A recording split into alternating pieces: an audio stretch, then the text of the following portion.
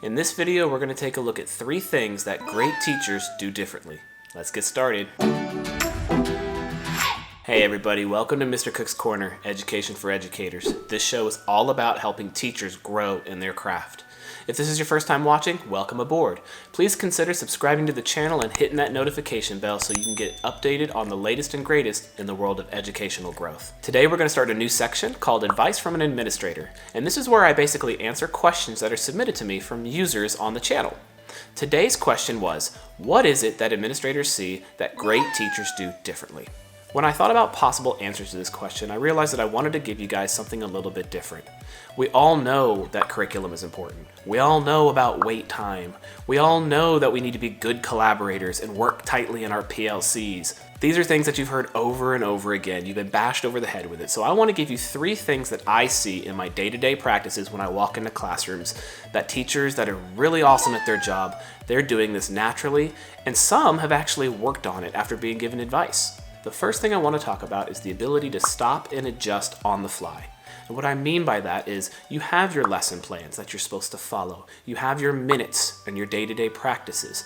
But great teachers can recognize when a kid doesn't get it or when all the kids do get it, and they immediately stop what they're doing and they adjust on the fly. When you walk into a good teacher's classroom, you can tell that they understand when a student doesn't understand something. They can also tell when students are all on board and we can move forward with the lesson. However, they tend to freeze up and freak out about minutes, and they tend to worry about, will I be able to cover all this material today? It'll throw me off my lesson plans for the week. We're going to have to readjust and tweak everything all at once.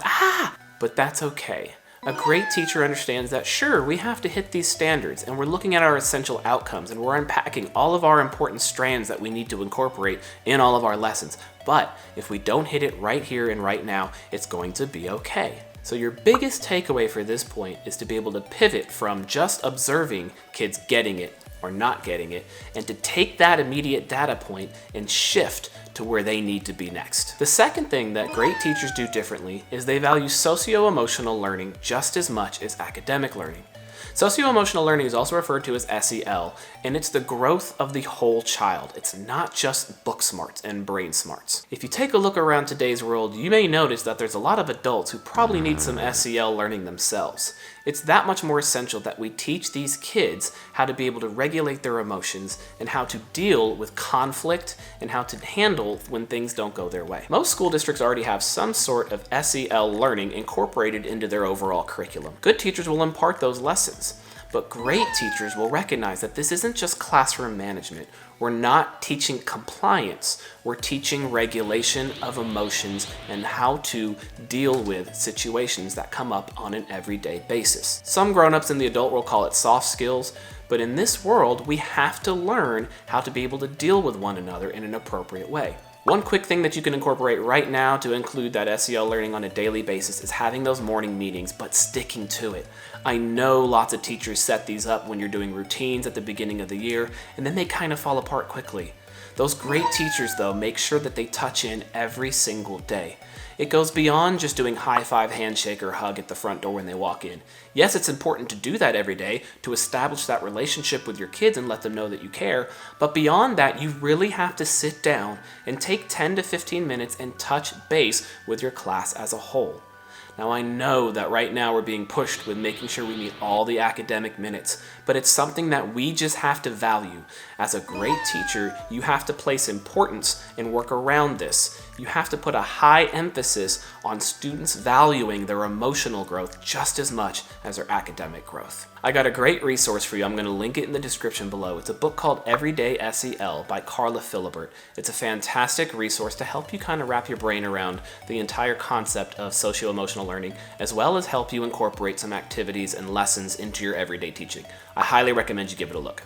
Before we move on, I want you to go ahead and post in the comments section below, what do you consider to be some really effective things that great teachers do? Something beyond the obvious. We're not talking about curriculum and collecting data. I want to hear what you really value. Post it below and I'll be sure to mention that in a future video. The third thing that great teachers do differently is vital in order to get class buy-in and to really help develop that relationship between you and your students. And that's being willing to own up to your mistakes, to fail forward, and to show vulnerability.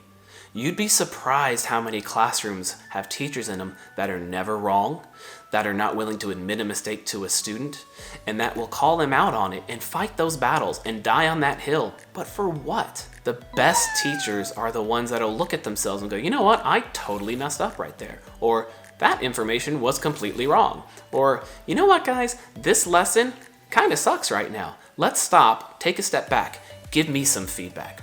Great teachers ask for feedback from their students. They show vulnerability. They say, how did I do here? I feel this way. I feel that way. Please help me validate what I'm thinking. Or share with me what's making me miss the mark in this point. What am I doing wrong, guys? Bring the students into it and ask them to help you.